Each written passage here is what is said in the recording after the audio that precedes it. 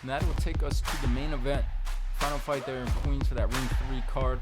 We had 168 pounders, Hamzah Sheeraz versus Edgar Berlanga.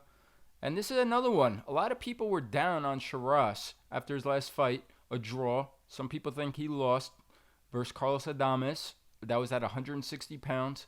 But you disagreed. You thought he won that fight, but you also thought that this would be a chance to redeem himself, that he could still show that he is special and could be a star in this sport. And what a performance. I mean, he came out there. He showed that he could box on the outside, use his advantageous height, his length, sticking the jab, and then he could fight on the inside. Shorten up punches, as you said, beautiful uppercut. In the end, he rolls through Edgar Berlanga. 5th round knockout, unbelievable performance. What'd you make of this one?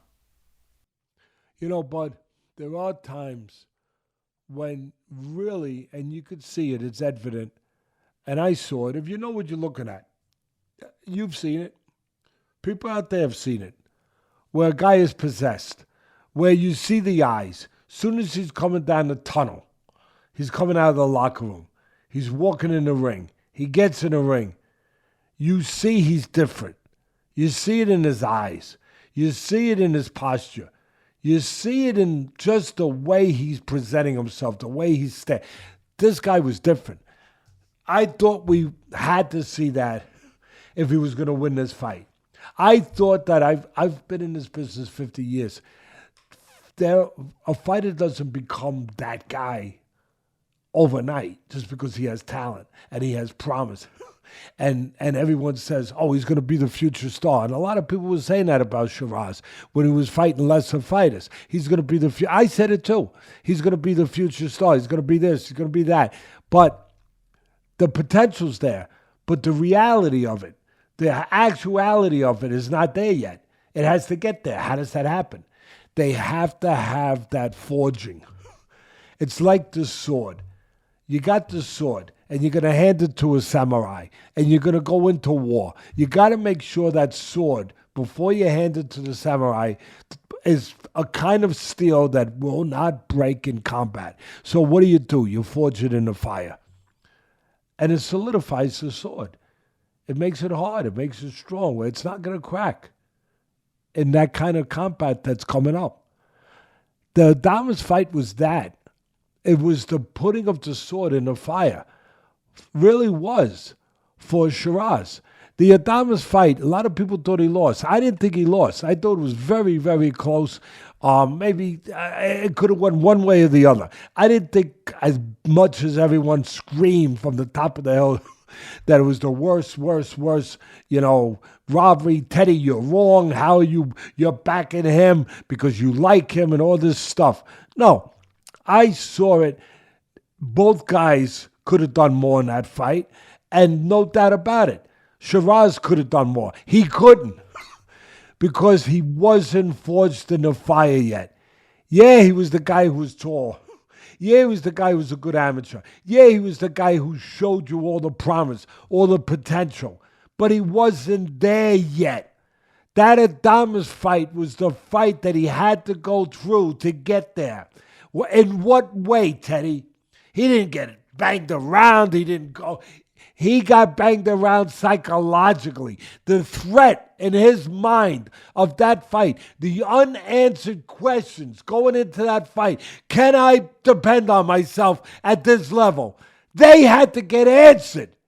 That's why he was hesitant in that fight. That's why he wasn't everything he was in other fights with lesser fighters. And they got answered. He got the answers. I can depend on myself. I will be better next time. I will take that knowledge. I will take the answers to those questions, and I will show. I had no doubt he was going to win this fight. I had no doubt he was going to be different, and he was different. And when I was sitting there ringside, and I saw him, Bud, walk into the ring, I said, oh, my God. It's exactly what I talk about. I wish everybody could share this with me. Look at him. He looks different. Look at his eyes. Look at it. He is different. He ain't that guy no more. And he was even bigger. He's taller. He's big. And Berlanga's huge. And I always say, how does that guy make weight? He's so big. He made Berlanga look small. And I don't mean just because he was taller. He just looked bigger. And it was partly because of that. It reminded me of a story Cus D'Amato told me with Floyd Patterson. Floyd Patterson was a great fighter. He was much better than he gets credit for. He was a heavyweight champ 2 times. He was a middleweight. And he moved up from middleweight. And he became heavyweight champ. He fought at like 182 pounds, 180. The heavyweights were smaller back then for the most part. And he was a terrific hand speed. He could punch. People question his chin, but never question his heart. Anyway, on his way up, Cus told me a story. He said every time he got in the ring, he used to privately say to Cus, the doubts, the demons, the ninjas I talk about, the mental part of the game, bud, 75% of it. He would say to Cus, the guy looks so big. The guy looks so big, Cus. He goes, no, just... He would say, the guy looks big. Cus, that guy he's so much bigger than me. And some of them were. But they weren't all bigger than him. Cus was matching them, right? And then he would, Cus, they're bigger. They're bigger than me, Cus. They're bigger than me. And then he started going through that fire. He started getting forged in a fire. And then he had that one fight where he got forged in a fighter. And now Cus knew he was ready for the title. He won the world title against Archie Moore, the great old mongoose. He won the world title, the heavyweight title versus him. But just before that, when Cus knew he was right, he gets in the ring for a fight before that, and he turns to Cus and he says, that guy looks small. Ha, ha, ha, ha. There it is. He said, Cus, and Cus just smiled. He said, I got my boy where I wanted to get my boy. He's ready. My boy's ready. My boy is ready. He got forged in the fire. He found himself. The other guy looks smaller. I guarantee you, bud, I'd love to have Shiraz on the show and ask him, did Berlanga look small to you? Did all your other guys look a little big? Did Adamas look bigger? But here's a guy who really was big. Did he look small to you? Because I'm willing to bet everything I know about boxing that he did. And he fought that way. He was possessed, but he was skilled. He was skilled. He was Andy Lee. He's the next trainer of the year. I know Robert Garcia beat him out. Robert Garcia is tremendous. Andy Lee's getting it next year. He'll get it next year. He's been doing a great job with all these guys. What a job. But what a job. The people behind Shiraz that believed in him, his manager, his father, everybody, they had this guy and he had himself so ready.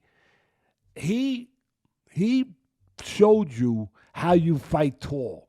You set your feet, you use your legs, you keep the guy. You don't run. You don't move where the guy can walk in. You set your feet so the guy can't walk in, where you can hit him before he can hit you, where you're set to punch. You grabbed the floor. He was set to do damage. You saw it. He wasn't set to punch that way against Adamas. He wasn't. But his feet was set. He got him at the end of the jab. He had him where he could hit him before he could get into range to hit him. And then what did he do? Yeah, he showed you how to fight tall. And then he said, hey, anyone out there that think if you're tall and you're long and God gave you these long arms that you can't fight inside, you're wrong. You can if you're taught right and if you want to. He shortened up his punches inside, those long arms. Everybody would be like, oh, no, there's no way he can win the inside with Berlanga. No way. He's got to win it on the outside. No, he destroyed him on the inside. He went inside, put short little shot, bop, bop, bop, little shot, and destroyed him. And you know why he did that? Yeah, he did it for the physical reason. He did it because he knew physically he could get him on the inside with those short punches, but he did it for the mental reason because he knew that would break down Berlanga. If he went and not only beat him on the outside, but beat him on the inside, he knew that would destroy any hope that Berlanga had. That would destroy him mentally, emotionally, and physically. And you know what? That was one of the most thorough demolition jobs, mentally, emotionally, technically, and physically, I have ever seen. And that was one of the most thorough breakdowns I have ever seen, before a fight and after a fight. Spot on all around. And what you just said, I didn't think it fully until you just said it, but the eyes were different. The feeling to him was different. That ring walk, he was a different guy. And I think you nailed it, being forged in the fire in that Adames fight, where Berlanga was not forged in the same way, where he had a lot of first-round knockouts, where he wasn't developed by Top Rank in his early years coming on. And I thought that was a huge difference. And the other two you said before the fight, which came to play, he'll be better and stronger at 168 pounds. He won't be drained. He was. And then the final thing, Andy Lee. You're right. I think he's going to be the trainer of the year. He's doing an unbelievable job. Patty Donovan, Ben Whitaker, Joseph Parker, and now Hamzah Sheeraz. Unbelievable run for him. The final thing before we move on from this fight, Bud, that I want to say, and I'm not trying to kick a man while he's down, but I hope this is, for all the young guys out there, this is a humbling learning experience for Edgar Berlanga. To go and run his mouth the way he did, to attack Oscar De La Hoya, to then, you got to back it up. Come out and lay an egg and get knocked out in your hometown like that. That's embarrassing performance. 100%, Bud. I'm glad you touched on that. I'm not trying to knock a guy while he's down either. I'm not here to knock Berlanga. He got knocked around enough in the ring last night. And he's got to deal with that. He's got to recover from that, and he will. He will. But that's worth bringing out for those young fighters. You don't have to talk that way, really. What? I know everybody has the right to say what they want, but what is it that really drives you, that tells you that, to be a fighter, to be known, to be, to become a better promoted guy, if you will, a guy that people pay attention to more, that you have to go out and you have to have that kind of attitude or that kind of behavior and use those kind of terms and words that not just Berlanga, you've seen other fighters do it too sometimes, but what would make you think that that's going to put you in a better place, to be better, to have better appeal, or to be a better fighter, or to be better in any way? In any way. No, just be a good fighter and be a good person. That's enough. Shiraz is that. That's the one thing. And when he won, I think it made a lot of people feel good that a good guy won. Yeah, a guy that, that's talented, a guy who worked to develop his talent. Berlanga's talented too. Berlanga works hard too, no doubt about it. But to carry himself in a way that we would say a champion should carry themselves, with that kind of dignity, that kind of class. It means something. It shows. And again, I hope it is. I hope Berlanga recovers. I hope that he's a talented kid. I hope that he does learn. I hope it is. We all get humbled in life. All of us. All of us. I hope that it is an experience at the end of the day where there can be positive taken from it for him.